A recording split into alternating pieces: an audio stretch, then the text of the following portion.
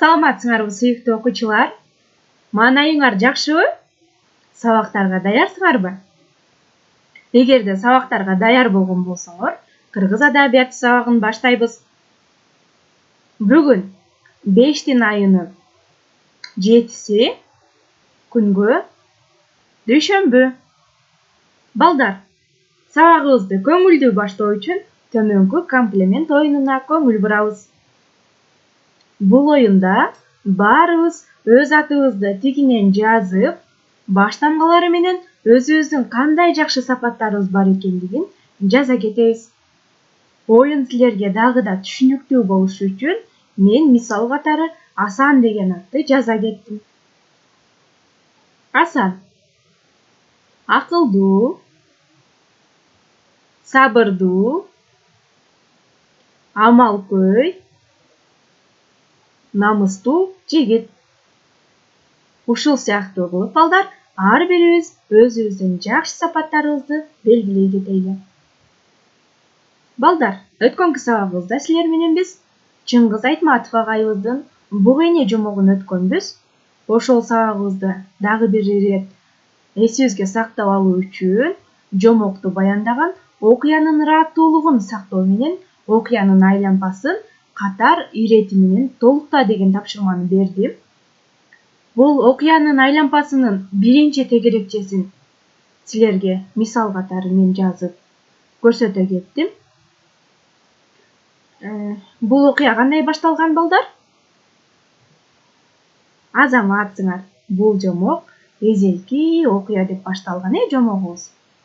Мындан кийин жомок кантип уланат балдар? Кандай окуялар болот? Ушул нерселерди айлампанын кийинки тегерекчелерине окуянын ырааттуулугун сактоо менен кыскача кылып жазып толтура кетебиз. Тапшырма түшүнүктүү болдубу балдар? Азаматсыңар. Келгиле анда. Бул Буг эне жомогу Ак кеме повестинин үзүндүсү экендигин билдик балдар. Ошондой эле Ак кеме повестинин негизинде Ак кеме кинофильми тартылгандыгын дагы кечээ биз силер менен өткөнбүз. Ушундай маалыматка ээ болгонбуз. Анда ошол кинофильмде Буг эне жомогу кандай берилген? Биз окуган китепте Буг эне жомогу кандай берилген? Ушунун айырмачылыктарын өз алдыбызча видеону көргөндөн кийин аныктайбыз. Биз китепте окуп, Буг эне жомогун толук жыйынтыктап бүттүк. Азыр бул видеону көрөбүз дагы айырмачылыктарын өз алдыбызча карап чыгабыз.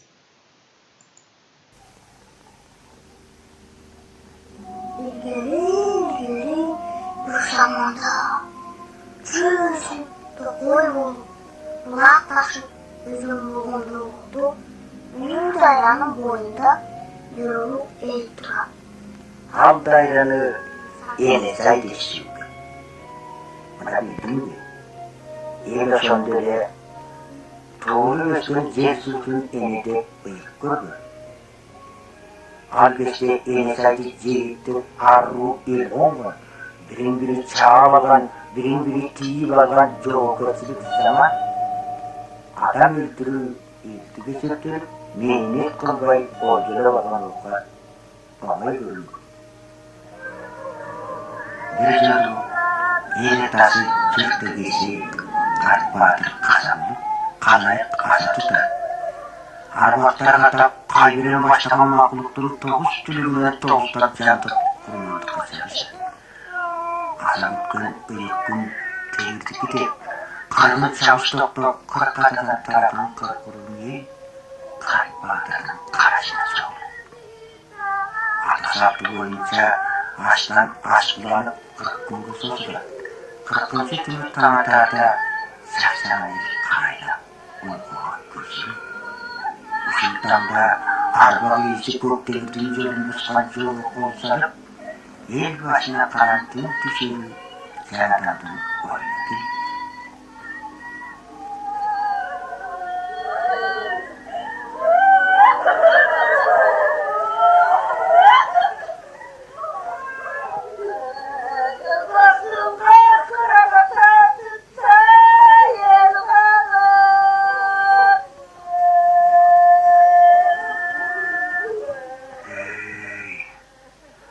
taza günü joğuti beytip, aramdığı yok ak beyli bey kapar yatkan.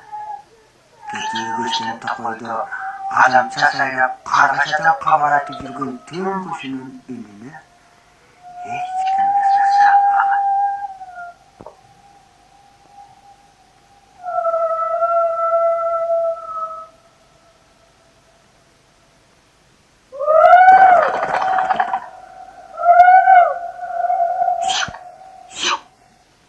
Şimdi hoş.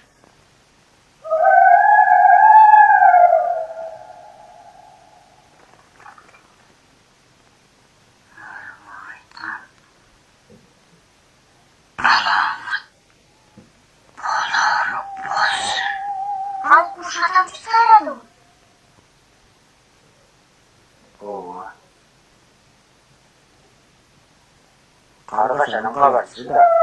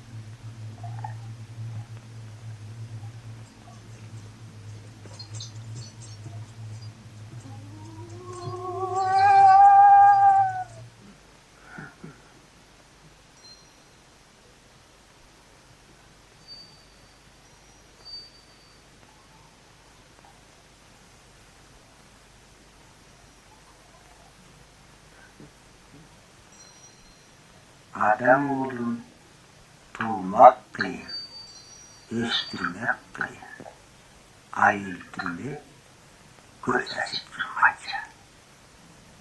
Canaşta kımız böksürgünçe bir ruh erkayıp yatıp kaldı. Bizim bunlardan kongular kalmasın, elden atıcı daimi zirveleyeceksin bolsun de, ötüşkün yok. Kara devi, yaş devi, tıp kaldı. Vücutta kapıdan tuğla, yumuşaktan gül kaldı.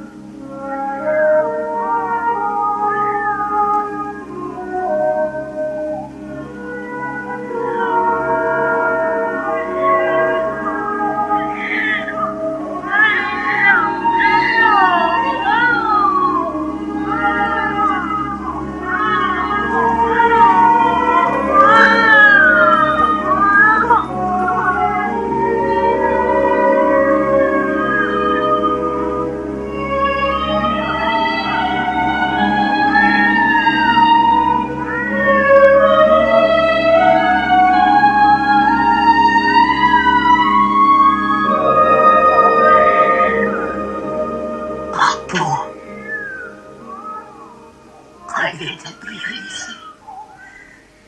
Адам ұлының жанын сақтағаны қандай?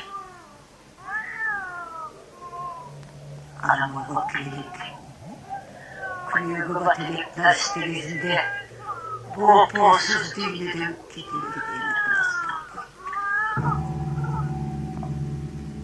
Ай көрді, мұнды ойлапа. Баранды байыды сақтамасам, менен елім қайсы.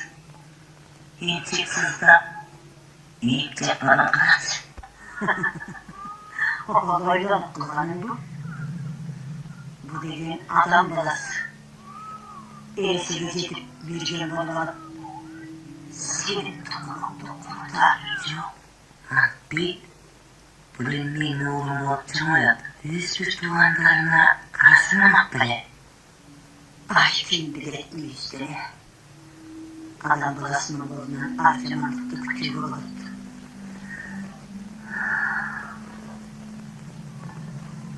Неге өзің бір? Ләкин Таурат сендер. Әділетке үйледі, енек мейірімін аға Ақбек береді. Önümüzde beşiklerimizde ili var. Aşıp sol geçip, kayırsız mevcut yer geçip, bana karasarı gereken arağa gittim. Bana kökteydi yok, köndeydi köylü var. Başına bulup tünemin çekte koyduğu adamdık eğilip, aramdıkta görüp doğun cerbe, getirip etkisi. Ad, sıkıldı.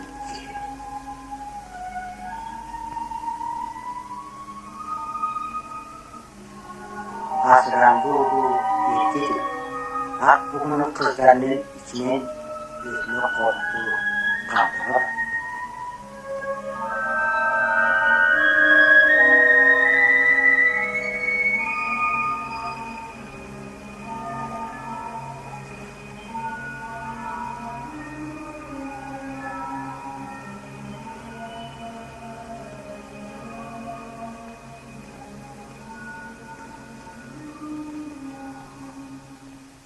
Tonu terginde, gene akbuğu, özün ismini varıp, kongroğu akbişin akbişin bildiğini. Bana bir gözü atanlar, gene'nin kasiyetine sığınsa, teliği kabul ediyorsunuz, el orunda başına kalır. Мына балдар, кинофильмде берилген Бугайне жомогундагы көрүп алдык, Биздин китепте берилген Бугайне жомогу менен кинодогу Бугайне жомогунун бир топ айырмачылыктарын билдиңерби, балдар? Эң сонун азаматсыңар. Келгиле анда сабагыбызды биз тапкыч окуучу оюну менен улантабыз. Бул тапкыч окуучу оюнунда, балдар, силерге белгилүү темалардагы макалдар берилет. Ал макалдар максат менен эмгек чырмалышканда адам бардык мүддөсүнө жетет. Жакшы максат бүтүн кылат, жаман максат көкүм кылат. Адал эмгек астыңа ат, үстүңө тон. Адамды адам кылган асыл эмгек. Эмгек кылсаң жашыңдан, дөөлөт кетпейт башыңдан. Адал эмгек элге жеткирет, арамдык элден кетирет. Бул макалдардын мааниси, балдар, бүгүнкү биздин өтө турчу жаңы темабызда берилген негизги ойду баяндайт. Демек, балдар, бүгүн биздин өтө турган жаңы темабызда берилген негизги ой кайсы экен? Азаматсыңар. Темабызда берилүүчү негизги ой адам баласы эмгектенүү аркылуу гана максатына нак жетет деген ойду берген Хусейин Эсенкожоев агайыбыздын 3-шар фантастикалык аңгемеси. Балдар, бүгүнкү сабакта биз силер менен эмнелерди билебиз? келгиле биринчи аныктап алайлы. Фантастика жөнүндө түшүнүп алабыз. Хусейин Эсенкожоевдин өмүр баяны менен таанышабыз. 3 шаар аңгемесин окуп, эмне үчүн фантастика экендигин далилдейбиз. Өз ойлорубузду эркин айтып, сынчыл ой жүгүртүүгө машыгабыз. Эмгектенүү аркылуу максатка жетүүнү түшүнөбүз. Балдар, келгиле биринчи биз фантастика деген эмне, кандай сөз деген суроолорго жооп алып алайлы. Фантастика сөзү француз тилинен алынган, бизче которгондо акылга сыйбагандык дегенди түшүндүрөт. Илим менен техниканын кийинки өсүшүнө байланыштуу али боло элек, болушу мүмкүн же деги эле болушу мүмкүн эмес окуялар жөнүндө ойдон чыгарылып жазылган чыгармалар. Илимий фантастикалык чыгармаларда сүрөттөлгөн нерселер жазуучунун кыялынан, көркөм ой жүгүртүүсүнөн гана жаралат. Мына балдар, фантастика сөзүнө түшүнүк ала алдыкпы? Азаматсыңар. Келгиле анда Хусейин Эсенкожоев агайыбыздын өмүр таржымалына көз чаптырайлы. Хусейин Эсенкожоев 1920-жылы 20 майда Ичке Булуң айылында, азыркы Жети Өгүз районунда туулган. Молдо баласы, эрте жашынан жетим калып, байкесинин колунда өскөн. Орто мектепти 17 жашында бүтүрүп, ошол эле жылы күзүндө Кыргызстан мамлекеттик педагогикалык институтка келип кирет. Хусейин Эсенкожоев институттун акыркы курсунда окуп жатканда Алматадагы офицерлерди даярдоочу согуш мектебине жиберилип, мектепти кыска мөөнөттө бүтүрүп чыгып, офицердик наам менен фронтко аттанып, Москва алдындагы катуу салгылашта 20дан жаңы ашкан кезинде курман болот. Хусейин Эсенкожоев өзүнүн чыгармачылык өмүрүндө Саякатчы бала, 3 шаар, Родинанын уулу жана башка балдарга арналган илимий фантастикалык кызыктуу чыгармаларды жазган. Ал көп ырларды, поэмаларды, очерктерди, фельетондорду жазган. Эң өкүнүчтүүсү, көбү бүтпөй калган. Хусейин Эсенкожоевдин котормосу менен Пушкиндин, Лермонтовдун, Маяковскийдин бир нече ырлары кыргыз тилинде чыгып турган. Кыргыз адабиятынын тарыхында Хусейин Эсенкожоев кыргыз балдар адабиятынын негиз салуучуларынын бири. Мына балдар, силер менен Хусейин Эсенкожоев агайыбыздын өмүр таржымалы менен таанышып чыктык. Келгиле анда Хусейин Эсенкожоев агайыбыздын калеминен жаралган 3 шаар фантастикалык аңгеменин 1-бөлүгүн кон коюп, жакшылап угуп турайлы. Бала бир күнү асмандан калкып жүргөн жаандын булуттарын, абада сызып учуп жүргөн канаттуу куштардын учушун байкап, алардын асманда учуп жүргөндүгүнүн себептерин таба албай көпкө ойлонуп жүрдү. Көпкө чейин анын себептерин чече алган жок. Анын мындай окуянын чындыгына жетүүдөгү максаты чоң. Ал ага тажрыйба кылуунун натыйжасы менен жетерин билди. Издеп, аракеттенип жүрүп, өз оюндагы абадан жеңил буюмду тапты. Ал водород газы эле. Водород газы жалпы абадан 14,5 эсе жеңил экендигин билди. Ал водород газын бир шарга толтуруп куюп, оозун байлап, көккө коюп жиберди. Ал шар жогорулагандан жогорулап, алыстагандан алыстай берди. Ал жеңил газды булуттардан да бийик учушун байкады. Балдар, окуя кандай уланышы мүмкүн? Силер кандай ойлойсуңар? Мындан ары окуя кандай уланат? Келгиле анда биз окуянын мындан ары кандай уланышын чогуу байкап көрөлү. Бала экинчи шарды жасап, ага белгилүү оорлукту көтөртүп көрүүнү ойлойт. Өзүнүн багып жүргөн итине үй жасап, жашоого шарт түзүп, дем алууга керектүү абасын даярдап, газга толгон шар менен черкелештирип, асманды көздөй учурду. Ит белгилүү аралыкка чейин терезеден башын чыгарып барды да, алыстаган сайын карааны жоголуп, кайда кеткени белгисиз болду. Бала үчүнчү шарды жасап, аны менен өз учууну каалайт.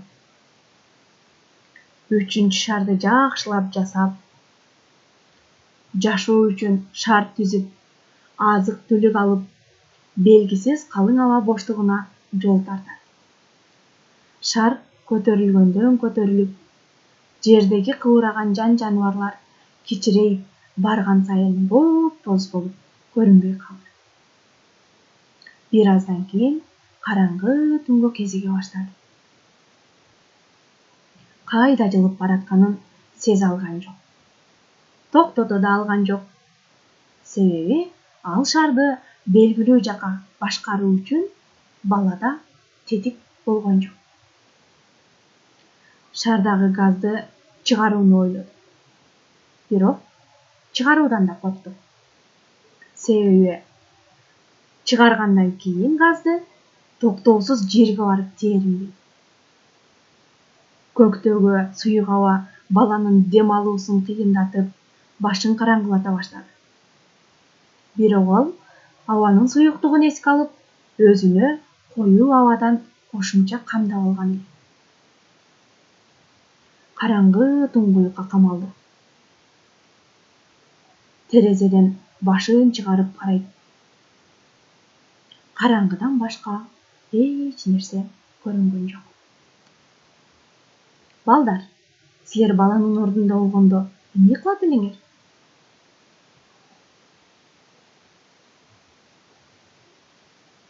Азаматсыңар. Келгиле анда, бала кандай нерселерди аткарат? Бала мындан ары эмне кылат? Ошону чогуу байкайлы. Бала жерден кабар алгысы келди.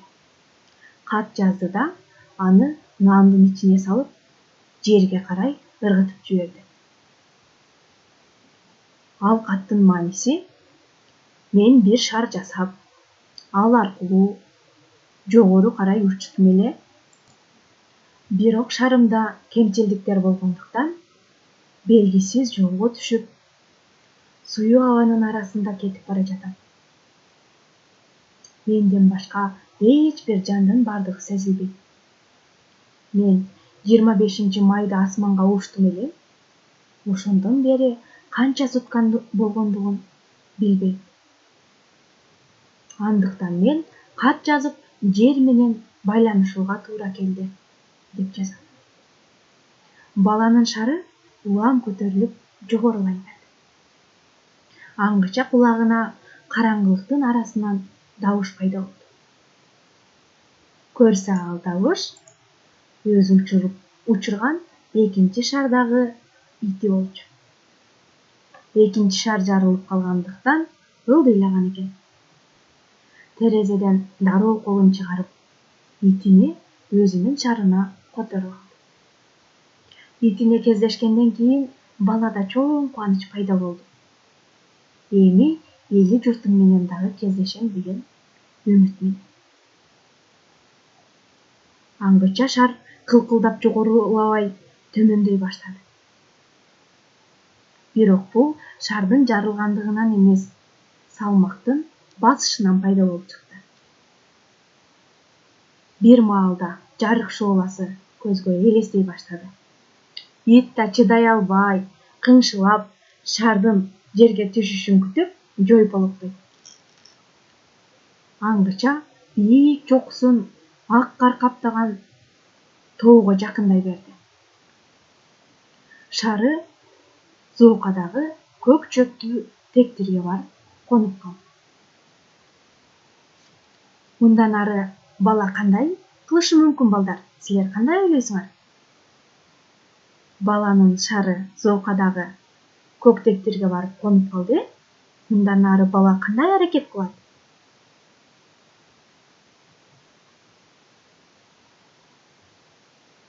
Азаматсыңар, силер ушинтип ойлойсуңар, келгиле анда аңгемеде бала мындан ары кандай аракеттерге барарын чогуу билели. Жол жасап ылдый түшүүгө же жогору чыгууга колдонула турган балада эч кандай куралы жок. Зооканын боорунан жылчыйып аккан булактан суу ичип, үнөмдөп тамак жейт. Бирок ага жардам берүүгө эч бир адам болгон жок. Ал күн сайын үйгө кетүүнүн аракетинде болду. Бирок ал жерден оңойчулук менен чыга албастыгына көзү жетти. Мына балдар, биз 3-шар фантастикалык аңгеменин 1-бөлүгүн окуп чыктык силер менен. Аңгеме кызыктуу бекен балдар? Азаматсыңар. Анда эгерде аңгеме силерге кызыктуу болгон болсо, түшүнүктүү болгон болсо, бышыктоо үчүн суроолорго көңүл бурайлы. Бала чын эле шарды өзү жасап, өзү учту деп ишенүүгө болобу? Силер кандай ойлойсуңар?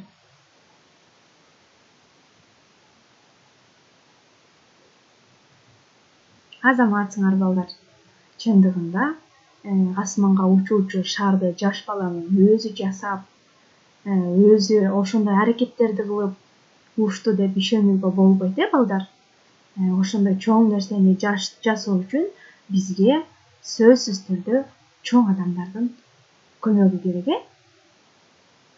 Чоң адамдардын жардамы менен гана жасап көрүүгө болот. Кийинки суроо: каарман эмне үчүн 2-шар менен итин учурду?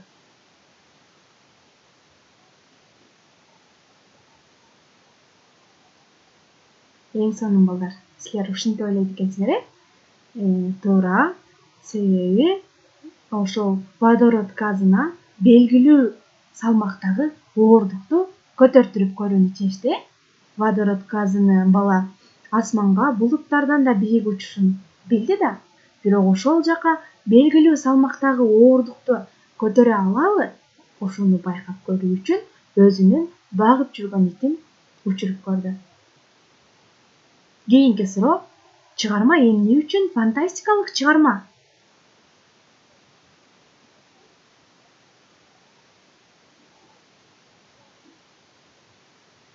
Азаматсыңар, эң сонун. Себеби чыгармада сүрөттөлгөн окуялар акын жазуучунун көркөм ой жүгүртүүсүнөн гана пайда болгондугун сезе алдык. Айрым жерлери чындыкка кошпойт. Фантастиканын бөлүктөрү, фантастиканын белгилери сөзсүз түрдө бар. Ошондуктан айрым жерлерине биз ишене алган жокпуз. Ошондуктан бул чыгарманы фантастикалык чыгарма деп эсептедик. Балдар, туура же туура эмес деп жооп берип, өз оюңарды ырастагыла. Бул жерге мен силерге бир нече ырастоолорду бердим. Бул ырастоолор эгерде туура болгон болсо туура деп, туура эмес болгон болсо туура эмес деп белги коебуз. Бала шарды жарып жиберди да, жерди көздөй ылдыйлап түшүп баштады. Бул ырастоо туурабы, балдар?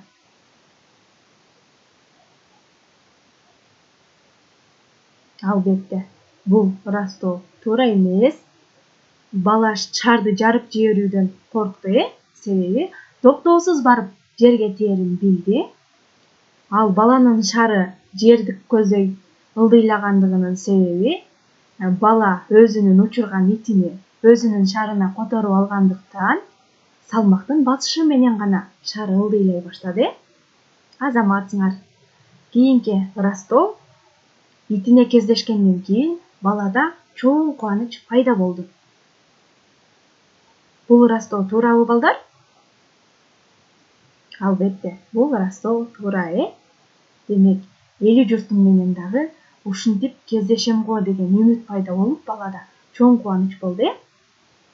Кийинки ырастоо водород газы суу составынын 3/2 бөлүгүн ээлеп, жалпы абадан 14,5 эсе жеңил.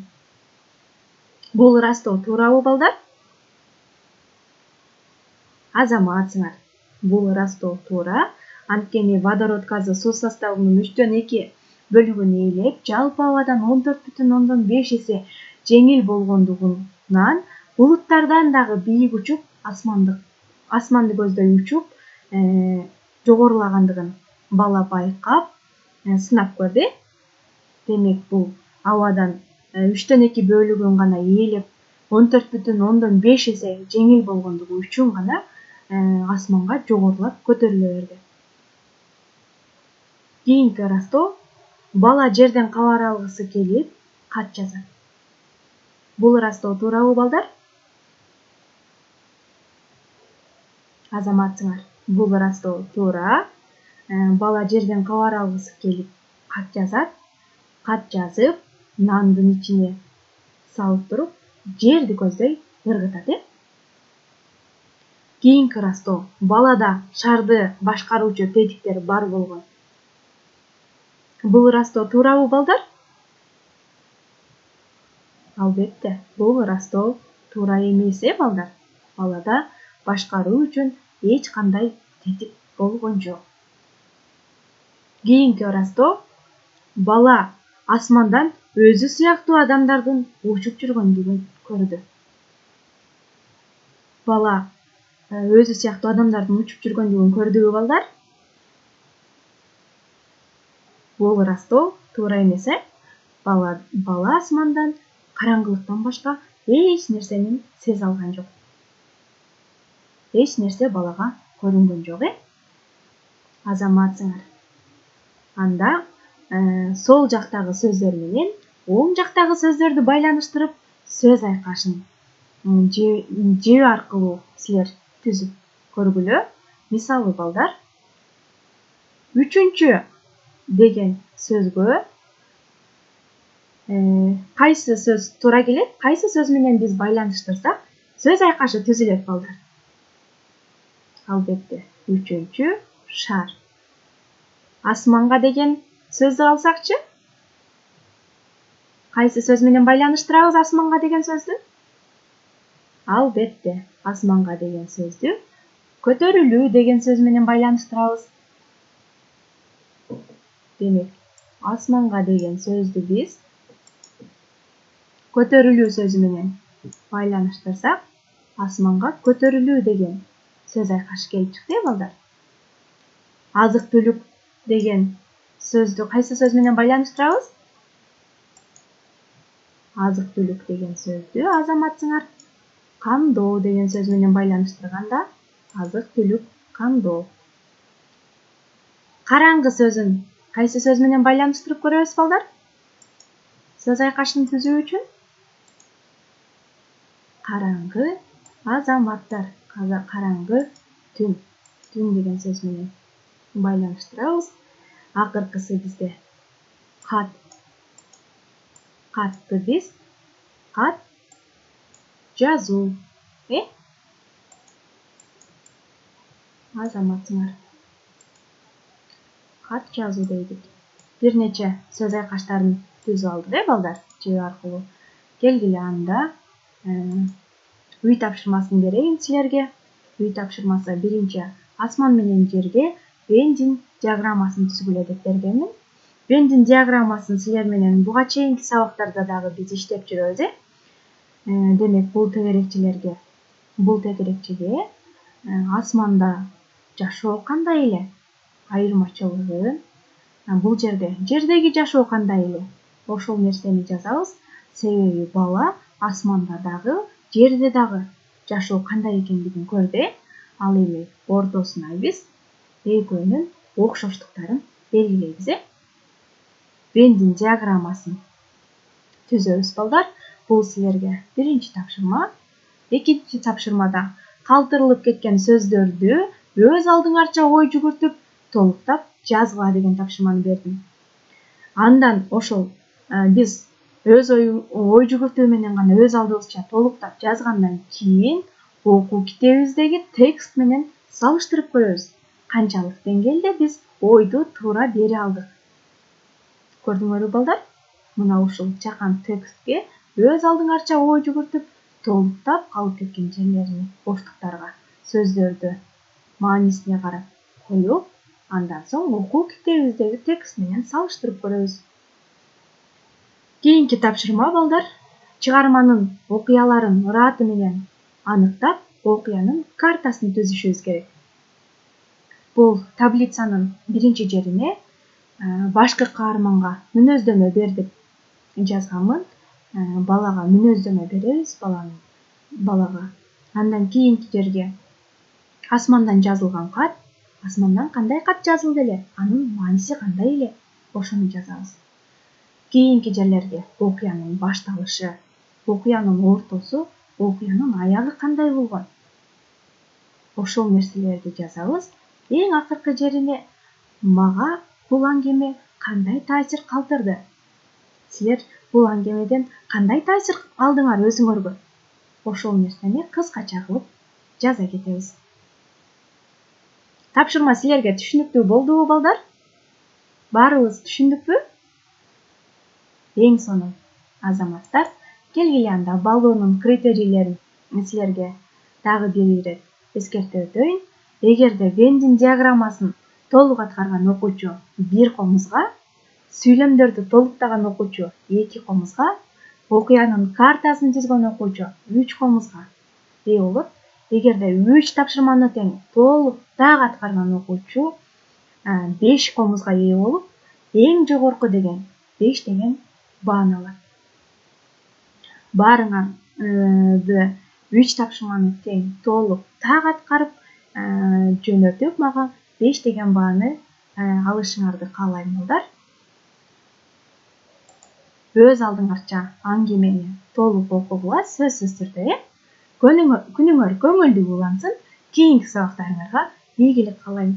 Амандыкта жүз көрүшкөнчө сак саламатта тургула балдар.